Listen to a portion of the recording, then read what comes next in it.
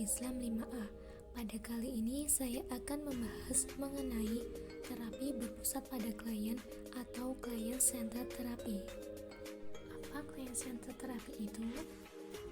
Client centered therapy sering juga disebut dengan psikoterapi non-direktif, yaitu suatu metode perawatan psikis yang dilakukan dengan cara berdialog antara konselor dengan klien agar tercapai gambaran yang serasi antara ideal self atau diri klien yang ideal dengan actual self, diri klien sesuai kenyataan yang sebenarnya.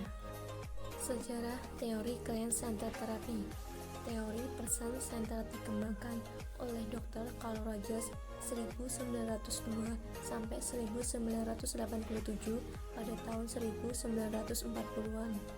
Pada awal perkembangannya, Carl Rogers menamakan non-directive counseling sebagai reaksi kontra terhadap teori psikoanalisis yang bersifat direktif tradisional. Karena luasnya area aplikasi dan pengaruh teori ini terutama pada isu-isu kekuasaan dan politik, yaitu tentang bagaimana manusia mendapatkan, memiliki, membagi atau menyerahkan kekuasaan dan atas kontrol orang lain dan atas dirinya. Maka teori ini lebih kenal sebagai teori yang berpusat pada manusia atau klien. Maka dapat disimpulkan bahwa client centered therapy menekankan penyelesaian ada pada konseli. Tidak ada teknik khusus pada teori ini karena masalah dapat diselesaikan oleh konseli sendiri. Ada 4 aspek atau sifat yang dapat digunakan dalam proses konseling agar konselor nyaman dan mau terbuka dengan konselor, sehingga akan mempermudah proses konseling. Sifat konselor dalam proses konseling client centered. Yang pertama, sikap yang selaras dan keaslian atau congruent or genuine, yaitu konselor menampilkan diri yang sebenarnya, asli, terintegrasi dan otentik. Konselor juga selaras menampilkan antara perasaan dan pikiran yang ada di dalam dirinya dengan perasaan, pandangan, dan tingkah laku yang diekspresikan. Yang kedua, penerimaan tanpa syarat atau unconditional positive regard and acceptance, yaitu konselor menghargai klien, tidak melakukan penilaian dan penghakiman terhadap perasaan dan pikiran klien. Sedangkan acceptance, yaitu konselor menerima konseli tanpa syarat tanpa mempertimbangkan perbedaan pada konseli. Yang ketiga, pemahaman yang empatik dan akurat atau accurate empathic understanding, yaitu kemampuan konselor untuk memahami permasalahan konseli, melihat sudut pandangan konseli, peka terhadap perasaan-perasaan konseli, sehingga konselor mengetahui bagaimana konseli merasakan perasaannya.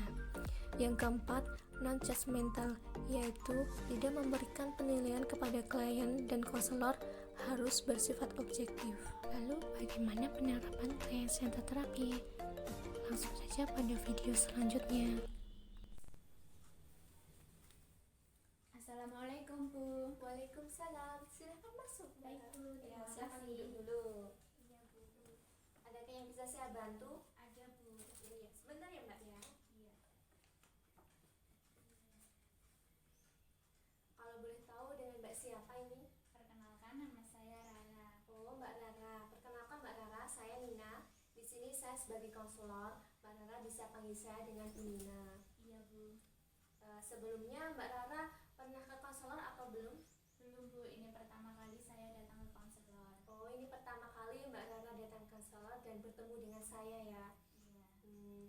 Baiklah, sebelum kita lanjut ke sesi selanjutnya, saya sedikit menjelaskan mengenai asas-asas dalam konseling. Nah, di dalam konseling itu ada beberapa asas. Nah, salah satunya yaitu asas kerahasiaan, di mana rahasia Mbak Rara atau klien kami akan kami jaga. Jadi Mbak Rara nggak usah takut mengenai apa yang disampaikan Mbak Rara. Oh begitu. Ya. Permasalahan apa yang bisa saya bantu Mbak Rara? Saya bingung Bu. Nampaknya Mbak Rara ini ada beban pikiran. Apakah benar seperti itu? Iya Bu, benar sekali. Saya memahami perasaan Mbak Rara. Bagaimana ini? Apa permasalahan yang bisa kita bicarakan? Begini Bu, bahwasannya saya itu sudah kelas 12 dan akan mengikuti ujian kelulusan dan akan melanjutkan ke perguruan tinggi. Tetapi bagaimana ya Bu? Saya bingung. Berarti nanti Mbak Rara setelah lulus dari sekolah menengah atas ke perguruan tinggi ya? Iya, benar sekali. Kalau boleh tahu Mbak Rara nanti mau mengambil apa? Saya ingin mengambil prodi matematika. Wah, bagus banget itu Mbak, pendidikan matematika. Lalu apa yang membuat Mbak Rara bingung? Begini Bu, saya akan mengambil prodi matematika karena saya sudah tertarik dari dulu. Tetapi ayah saya itu kurang setuju dengan pilihan saya. Ayah saya mau kalau saya mengambil ke ranah kesehatan. Lalu apa langkah selanjutnya yang akan Mbak Rara ambil? Saya masih bingung Bu, saya masih bingung apa yang harus saya lakukan. Mungkin yang terbaik untuk saya akan mengambil ke ranah kesehatan. Apakah dengan Mbak Rara mengambil ke kesehatan, permasalahan Mbak Rara akan selesai? Tidak juga sih Bu, saya masih pikir-pikir lagi. Ya, ya.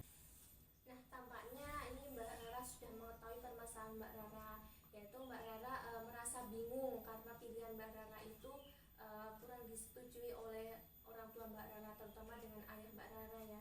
Iya Bu, tapi perasaan ini membuat saya bingung, jadi serba salah. Ya, ini kan Mbak Rara sebentar lagi sudah mau lulus, dan sedangkan Mbak Rara saat ini masih bingung. Bagaimana ini Mbak Rara? Iya Bu, cita-cita saya mengambil pendidikan matematika itu karena matematika itu kurang disenangi banyak orang, dan saya mau membuktikan bahwa matematika itu sebenarnya tidak sulit dan menyenangkan, dan ilmu yang saya dapat nantinya bisa berguna bagi orang lain. Wah, bagus sekali cita-cita Mbak Rara. Saya mendukung penuh atas cita-cita Mbak Rara. Apa cara untuk mengatasi masalah ini Mbak Rara?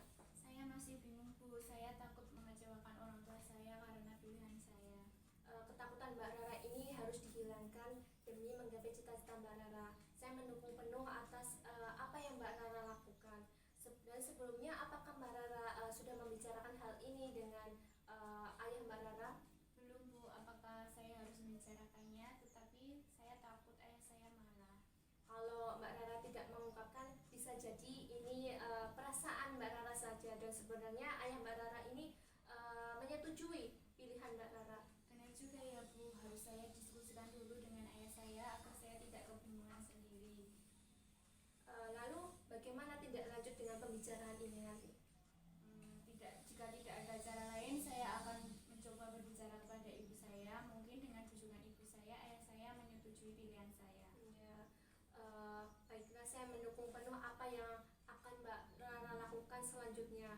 Bagaimana perasaan Mbak Rara setelah melaksanakan konseling ini?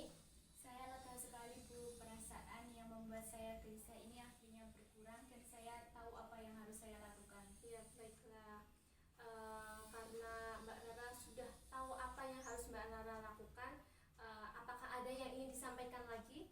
Tidak Bu, hanya itu masalah saya. Kalau begitu, saya tutup pembicaraan ini. Saya sangat berterima kasih kepada Mbak Rara sudah datang ke sini.